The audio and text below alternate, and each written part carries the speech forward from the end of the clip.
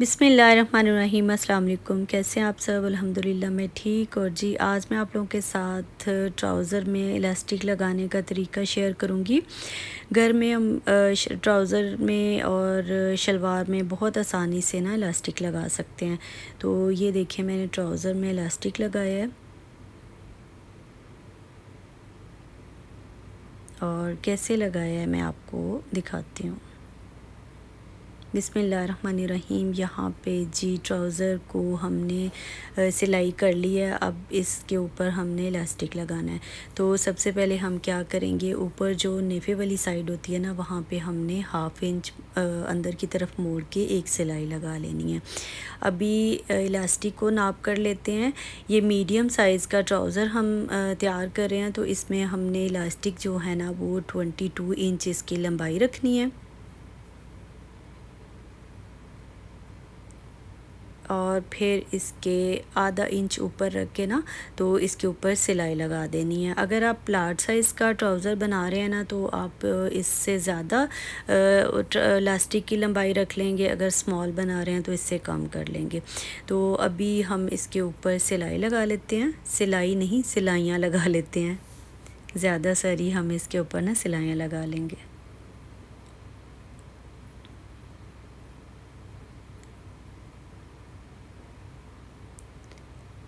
बस काम हमें तब तक की मुश्किल लगता है जब तक आता नहीं है। जब काम हम करना सीख जाते हैं ना तो वो फिर बहुत आसान लगता है। तो इसी तरह जब मुझे ट्राउज़र में इलास्टिक लगाना नहीं आता था ना तो मुझे बहुत मुश्किल लगता था। तो अल्हम्दुलिल्लाह मैंने फिर ये लगाना सीख लिया ना तो अब बहुत ईज़ी लगता है।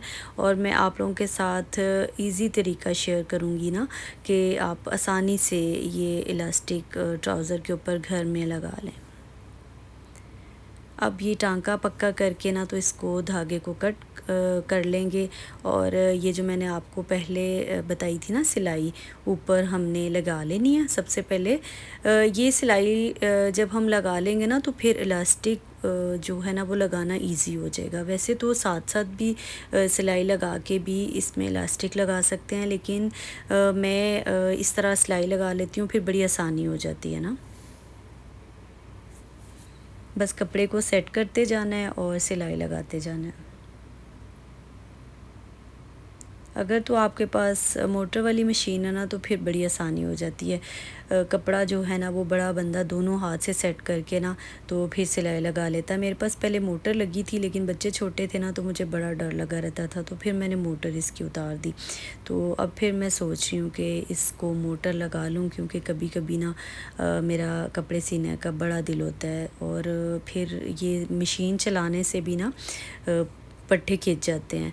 तो अभी देखिए हमने एक सिलाई जो है ना ऊपर वाली लगा ली है और अब हमने आसन की जो सिलाई है ना उसके ऊपर ये इलास्टिक रखना है, निशान लगा लेना आपने और ऊपर से नेफे को फोल्ड कर देना है। पहले हम इसको सेट कर लेंगे, सिलाई एक लगा लेंगे और देख लेना है कि जितना हमने ऊपर से मोड़ना है ना, इलास्टिक के ऊपर सिलाई नहीं हमारी आनी चाहिए। अभी हमने पहले इसको सेट करके ना सीधी सिलाई लगा लेंगे और फिर हमने नेफ़े पे सिलाई लगानी है, लेकिन वो सिलाई इलास्टिक पे नहीं आनी चाहिए। आपको ना देख के ज़्यादा समझ आ रही होगी, मुझे शायद उस तरह बताना नहीं आ रहा जिस तरह आपको देख के समझ आ जाएगी। स्क्रीन पे आपके सामने काम हो रहा है, आप उसको ज़रा देख के भी समझ सकते हैं। अब देखिए हमने जो सिलाई लगानी है ना वो इलास्टिक के ऊपर नहीं आएगी। इलास्टिक को हमने साथ साथ सेट करते जाना है और हमने सिलाई लगाते जाना है। बस ख़्याल ये रहे कि इलास्टिक भी सीधा रहे और दूसरा ये कि इलास्टिक के ऊपर सिलाई भी ना आए।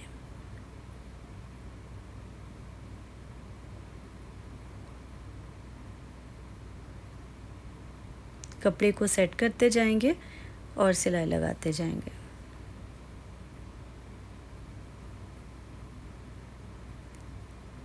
बस ख़्याल ये रखना है कि सिलाई के ऊपर ही सिलाई आए। कपड़े को दोनों को बराबर रख के, ये नहीं कि ऊपर वाले कपड़े को खींचते जाएंगे और नीचे वाला कपड़ा ढीला छोड़ देंगे। दोनों को बराबर रख के ना फिर हमने सिलाई लगानी है।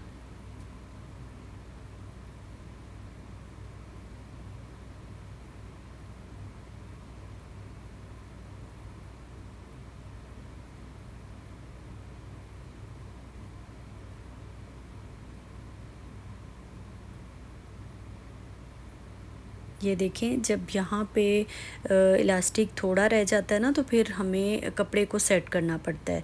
ये ऊपर वाला जो नेफा है उसको थोड़ा सा चुनट डालने पड़ते हैं, तो फिर ये सारा जो है ना वो कपड़ा कवर हो जाता है।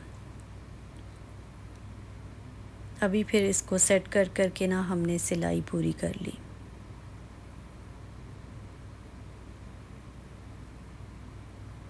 ठीक है, यहाँ पे टांका पक्का कर देंगे और अब इसको हम चुनट वगैरह जो है ना सेट कर लेंगे।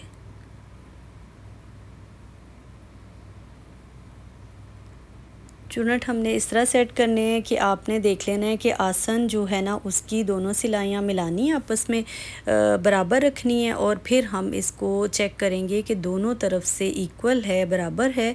फिर हम इसके ऊपर दूसरी सिलाई लगाएंगे। ये देखें, दोनों साइड जो है ना वो एक जितनी बराबर होनी चाहिए।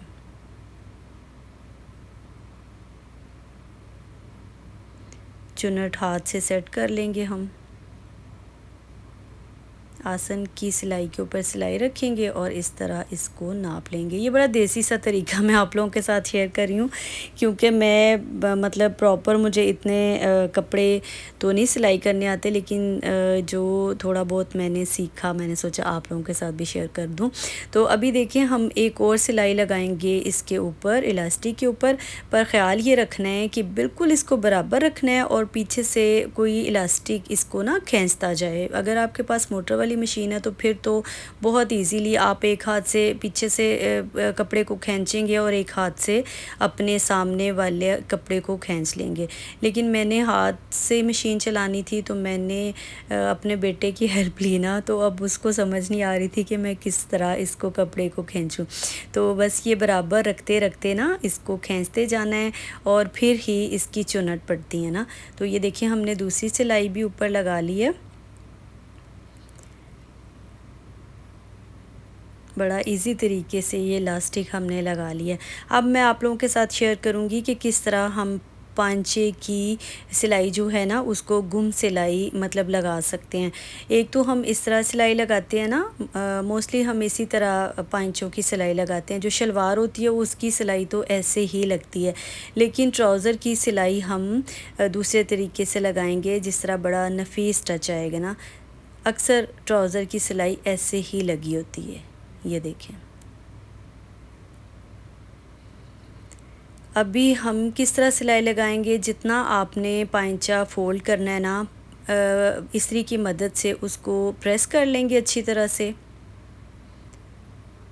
ठीक है, ये देखिए हमने प्रेस कर लिया और अब जितनी मतलब पांचा आपने रखना है, सिलाई लगानी है ना, उतना आप निशान लगा लें। और ये देखें, कपड़े को दोनों पांचों को हमने रखा और एक दूसरे उसके ना ऊपर फोल्ड कर देंगे।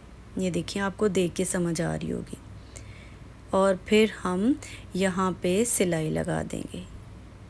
एक पांचा हमने सीधा रखना है और उसके ऊपर हमने उल्टा किया और इस तरह हम सिलाई लगा देंगे। ये देखें, पहले हमने जो सिलाई लगाई थी वो इस तरह आएगी और जो दोबारा हमने सिलाई लगाई है ना वो इस तरह आएगी। ये देखें, गुम हो गया अंदर और कितना नफीस टच आ गया ना।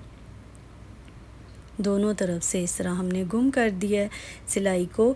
और ये जो है ना, ये आपको देखें इस तरह नज़र आ रहा है। ये जब पहनते हैं ना ट्राउज़र तो वो फिर एक साइड से बड़ा बुरा लगता है जब नज़र आता है। तो ये हमने गुम सिलाई लगा दी है।